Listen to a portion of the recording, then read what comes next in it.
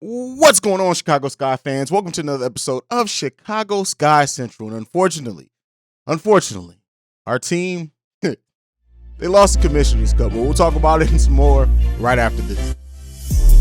Welcome to Chicago Sky Central, and here's your host, Haize. All right, Chicago Sky fans. So thank you for joining. You could be anywhere in the world, but you're here with me. Before we get started, though, I do want to talk about one of the most odd things going on in the WNBA right now and in quite a while. And what's going on with Liz Cambage, right? Cambage. I always mispronounce her name, but nonetheless. She had a contract divorce with the Los Angeles Sparks, and it's like a bunch of information that's come out since then about like her in film sessions and complaining about not getting the ball, her wanting to wear numbers of that players already had or retired number. Like this is, and I'm going to say this, right? This is the biggest case of somebody acting light-skinned in professional sports that I may have ever seen in my life. Like, what is going on here? And it sucks because Liz is talented, right? Is she the greatest of all time? No. But she's extremely, extremely talented at her size, her athleticism, everything. She is a talented basketball player and should be somebody who, everything aside, should just be dominating in a form at her position, but it just doesn't come. And her it just sucks to see somebody whose antics can really cost them a career just by the fact of them not being able to humble themselves. Now, of course, all these reports could be one-sided. It could be things that, Liz hasn't gotten to publicly speak about herself yet. So we'll look out for that to see if something changes with that at some point in time. But this is just a really strange thing going on in the WNBA right now. Just the fact that, like, there's the totality of everything. The fact of how it'd be different if this was a player that wasn't quite this talented. But then again, one could say that a player that wasn't talented like Liz wouldn't even probably still be in the WNBA according to what she's done in her antics so far. So it sucks to see somebody who can and should be a force in the WNBA like have another separation from a team that's gone left, seemingly just because of her own attitude, no hubris, things like it. Listen, it is what it is. It's happened in sports before. She's not the first person to be taken down by their own cockiness and confidence in their attitude, but it really stinks, especially at a time where she could be the face, not the face of the league, but she could be a very loud and outspoken voice that should be bringing more people into the WNBA. And I know some people are going to say, I don't hold or look down on anything she does on OnlyFans or anything like that. She's a grown woman. She should do what she needs, wants, whatever to do outside of playing sports, whatever. But in the WNBA, in the framework of the sports that she plays, it's just a really weird thing. It sucks. And, I wanted to do it. We have a WNBA platform. I wanted to talk about it. I'd be crazy if I didn't. But yeah, man, let me know your thoughts down below on what's going on with Liz Cambage and just everything that has transpired in like the last few days, and I'm sure more things are going to continually coming out once the floodgates kind of open on this. It really gets to flowing weekend. So don't be surprised if towards the second half of the week and through the weekend we get more and more, maybe even players that used to play with her come out about stories about Liz, and we'll see what goes on with that. But before we get started with the recap of the Commissioner's Cup game, Brittney Griner did testify today.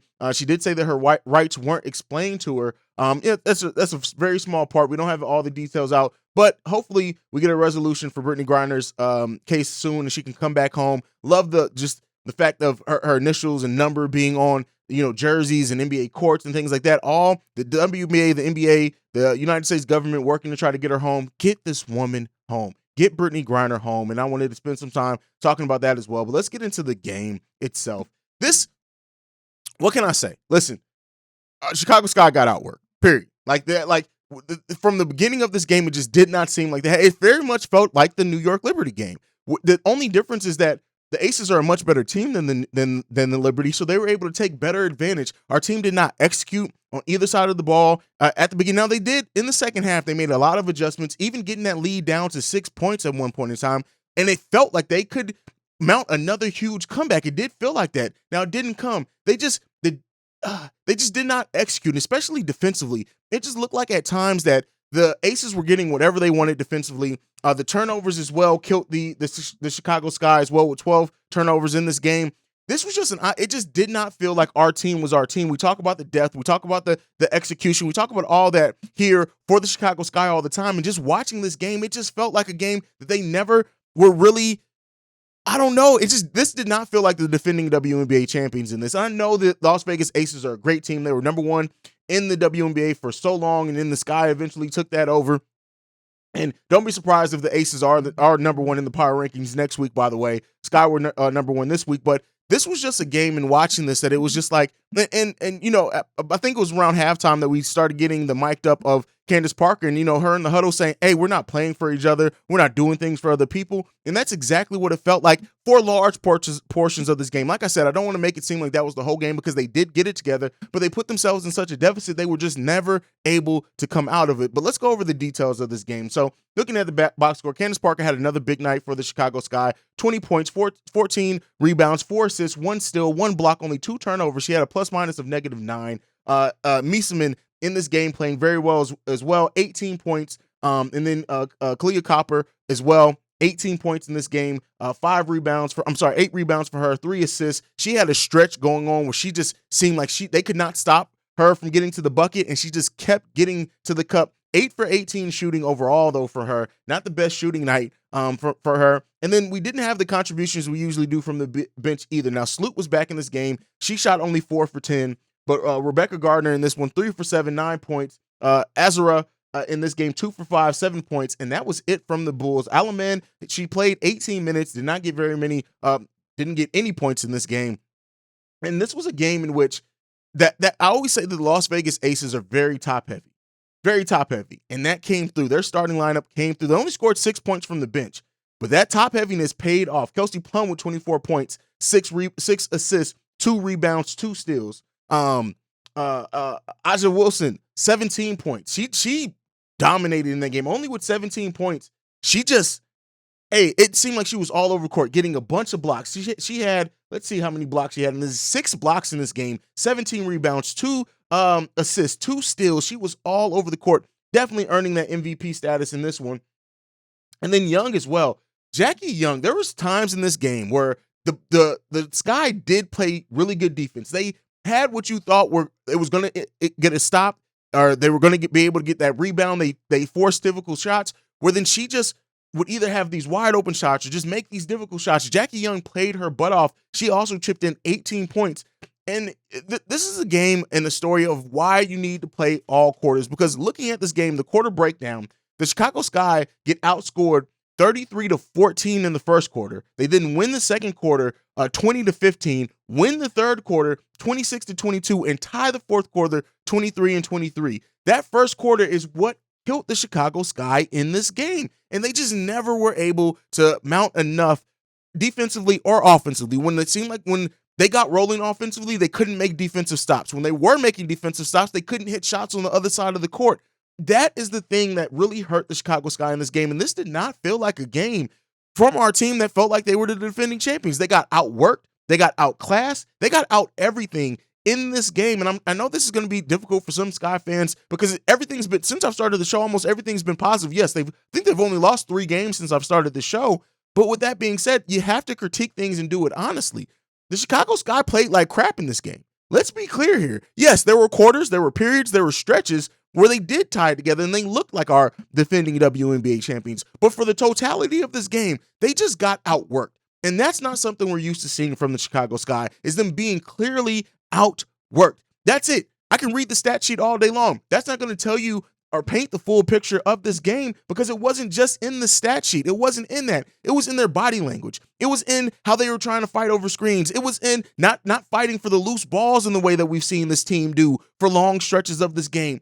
That's the type of thing that really hurt the Chicago Sky in this game. And I'm watching this and I'm getting frustrated. Like it's crazy. Like, just to be honest with you, the fact that the lights were on, the Commissioner's Cup, I don't know what the ratings were for the Commissioner's Cup right now, but looking at the social media reaction, I saw more tweets than I saw at any point in time for the WNBA in this game. You had Chicago Bulls players turning up, people that were there. And even leading up to the game, both teams seemed very locked in for this game and understood the moment of what this game could mean for the sport, mean for the league.